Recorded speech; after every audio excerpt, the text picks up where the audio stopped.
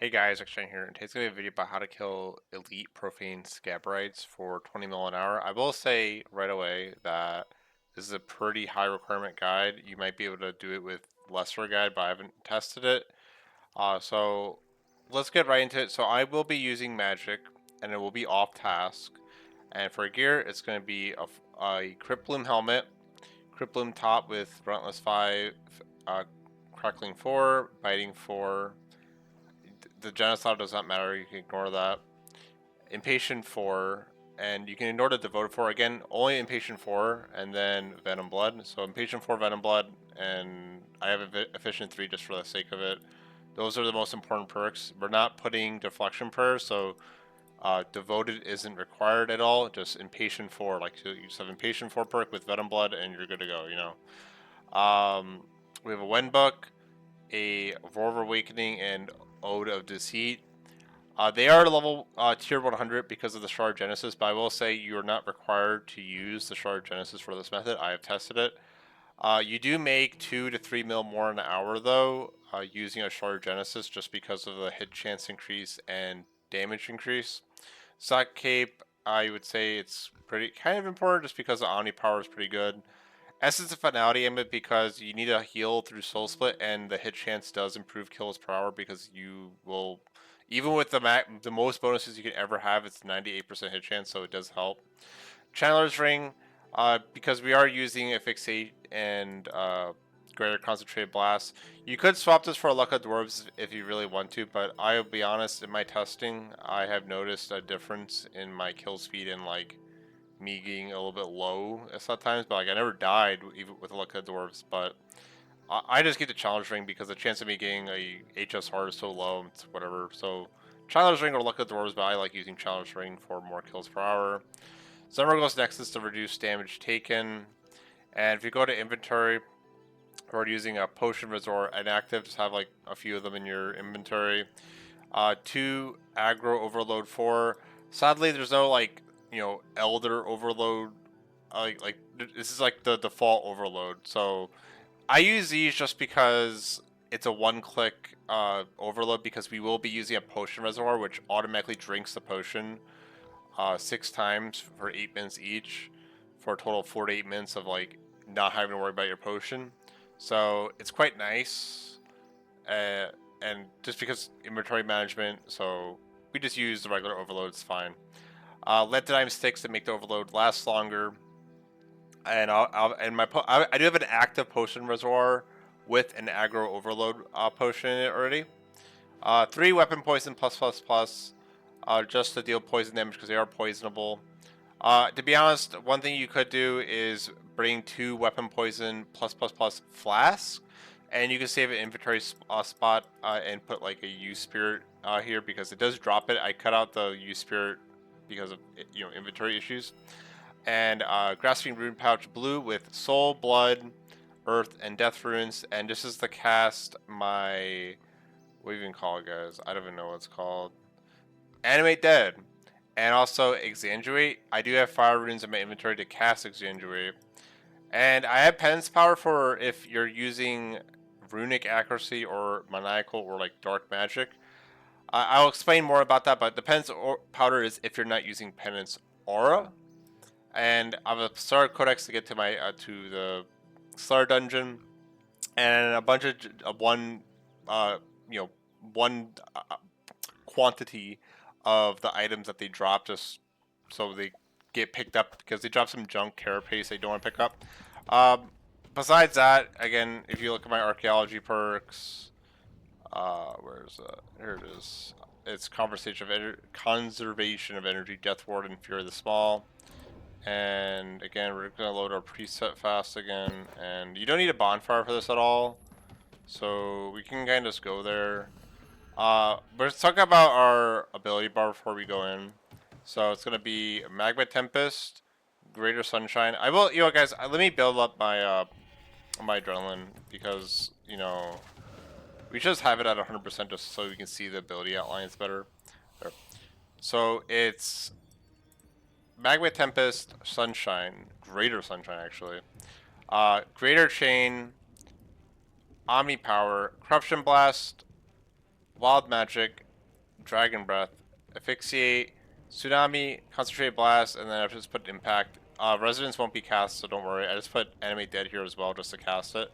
Again, I think the most important thing out of this entire like greater abilities is Magma Tempest, because Magma Tempest allows you to damage Scabarites that aren't attacking you, and it prevents them from healing, which is actually very important.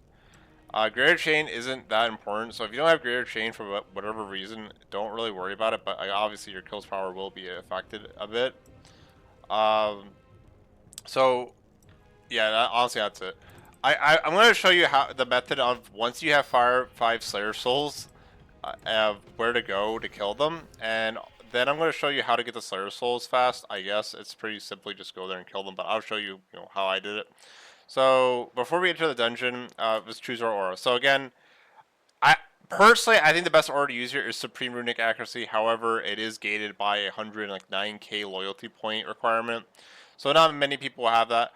Uh, the best thing to use is probably Maniacal, but the thing about Maniacal and using it constantly is that if you use aura refreshers, you're gonna run out fast. So if you have Runic Accuracy and Maniacal, maybe cycle through that. Maybe use Madra Aura, just a DPS aura, and then like use Powers of Penance just to get more kills per hour. I'm not sure if it's like better to use like Madra Aura, but I know with Runic Accuracy and Maniacal, I do believe it is more GP hour ever, like by 1 or 2 mil, maybe even 3 mil an hour more by using Runic Accuracy or Maniacal, just because you're getting more kills an hour, which makes up the difference of Penance Powder. Penance Powder is only 715k right now, so it's only 1.430 mil. So what is this? Say 1.4 million. Okay, an hour to use Penance Powder. The one downside is if you die, yeah, you lose the Penance Powder. So maybe when you start out doing this, just so you get used to it, use Penance. I'm just gonna use Penance here just to like demonstrate, I guess how to do this, and like in case you die or something. So let's just use Penantor again. I highly encourage you to try out the Runic Accuracy and Maniacal. They work fine, especially if you have 100% draw and aura and adrenaline, and also all our little equipment. So put on the descriptor of when. Make sure your length time sticks are fully overloaded. Animate dead, and we can just enter the dungeon. And once we enter the dungeon, we can go and pass through the barrier. We can overload. I'm gonna just drink a regular overload, not the reservoir, because I'm not staying up and doing this. And we're gonna run all the way over here. And you want to stand right between this torch and this lamp. However, if you look here, we're getting surrounded, so you need to actually walk back, and then like you can dive back in place, and you're fine now. So after this, we should be relatively fine. My bar looks so naked, but to be honest, I haven't done this in full screen. But as you see, this Magma Tempest keeps hitting the Scabarite in the back, and that's going to prevent it from healing, which is quite nice. And then the Corruption Blast, I'm not sure if Corruption Blast does it. It might actually, because of what the changes they did. But yeah, that's really all you got to do at this point, and you can have area loot open and area loot whenever you want. We also forgot the weapon poison, so be sure to weapon poison. I think I forgot to say I have cinderbanes, by the way, so my bad. We do have cinderbanes. Sorry, guys. I skipped over it. Yeah, so the one thing that's important to note about this method that kind of sucks is sometimes your character gets moved by their little beetle that they spawn. So they have a minion that they sometimes spawn, like it's like a little beetle, and sometimes your character for some reason, like the Spirit Scarab, sometimes when your character selects it, your character like moves off this square. I don't know how that happens, because it'll be like right here or like here, and your character just decides to move west for some reason. Hopefully they fix that sometime, because there was a similar issue with Abyssal Beasts at some point where they were moving you. So yeah, that's pretty annoying. This is a pretty new mob, so I will give them that, but I'm not sure. Again, like personally, if I was a game developer, I would be like, too bad. If I was a game developer, I wouldn't even make this stuff AFK, because I think it's kind of insane how many resources they give, and pretty high tier resources as well. Yeah, besides that, all you really need to do at this point is Well, your potion reservoir will be going, so you have 48 minutes of not having to worry about potion reservoir. Really just be sure to area loot whenever. One thing I also forgot to mention, oops, sorry guys, a billion things in this game, is when you get here, call your legendary familiar here, and you need to make sure that on the abilities page, I can't open it by the way because this game sucks. Like if I try to open it, it says you can't do that. You need to make sure it just has the scavenge ability so that it can loot drops off the ground as they come. It won't loot everything sadly, but it'll loot, you know, the majority of loot. Like sometimes, you know, instead of having, you know, I think that the spawn limit of items is like 2 minutes. Sometimes it might give you a little bit more time. Maybe you won't lose as many valuable drops from like AFKing too much. But yeah, the experience an hour is pretty good. It's like 600, not 600, 1 million plus magic experience an hour. And again, it's off task, so you could make this better if you want. I will say, I kind of forgot to say the quick purse too, guys, but yeah, soul split and affliction. However, again, I tested this with torment and it seems just fine. There's only like a 1% DPS like accuracy. Like I don't really notice the difference with the prayers at all. Like it doesn't really matter. But you might, if you have affliction, use affliction. I think the most noticeable thing though is the Shard of Genesis, just because the accuracy is such a huge DPS increase. With runic accuracy, I would have 90% hit chance on these, and with maniacal, I have 98%. So that's why I definitely think using maniacal and runic accuracy is better here, along with penance powder, because then you're just, you know, killing them so much faster. It makes up the cost of the penance powder. So yeah, if you ever get moved, like let's just say this scarab moved me and I moved like this, what you're gonna probably end up doing is like sometimes just walking here works, but if it was unlucky and like some things like walk to your side or like they're starting to stack, you might just have to walk back, walk and then click dive and then go back to your spot and you'll be absolutely fine. But I will say sometimes just walking back east once, or you know, depending on how far you got moved, will just fix it. Because you just want them lined up, because you don't want more than 2 attacking you at a time. Yeah, every time I've done this every hour, it's always been 20 mil plus, sometimes 23, sometimes 25 mil. 25 mil was with runic accuracy. That was pretty good. And yeah, I've gotten 3 crests, or I don't know what they're called, but that necromancy equipment. I've gotten 3 of those with the 1 out of 4K drop rate, so it's kind of funny. So, besides that, guys, I'm going to show you how to get the, whatchamacallit, the souls. So if you want to get the souls, get some cannonballs, type in coil. I mean, again, you don't even need a can, but like, if you want a little bit extra damage, you know, why not, you know. And let's just bank, I guess we'll bank that. And let's get a Polvinich scroll. And I just teleport a Polvinich. And you only want to take, oh shoot, okay guys, we actually forgot something. So the one important thing about getting the souls is I would highly advise just taking 1 at a time. Let's get rid of, I don't know, cowberries.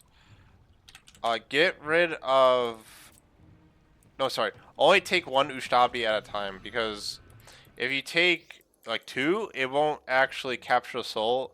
The ushtabi needs to either be 1 in your inventory with a full inventory, or your inventory needs space. Like, so if your inventory is full and like sometimes your legendary pet will like loot the carapace chunk drop, your inventory will end up getting full.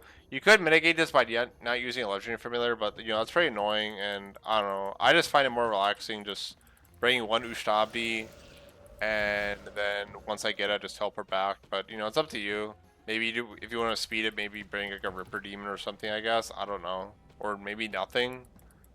And yeah, just get the 5 souls. And the spot I did this at, and again, there might be a better spot, I don't know.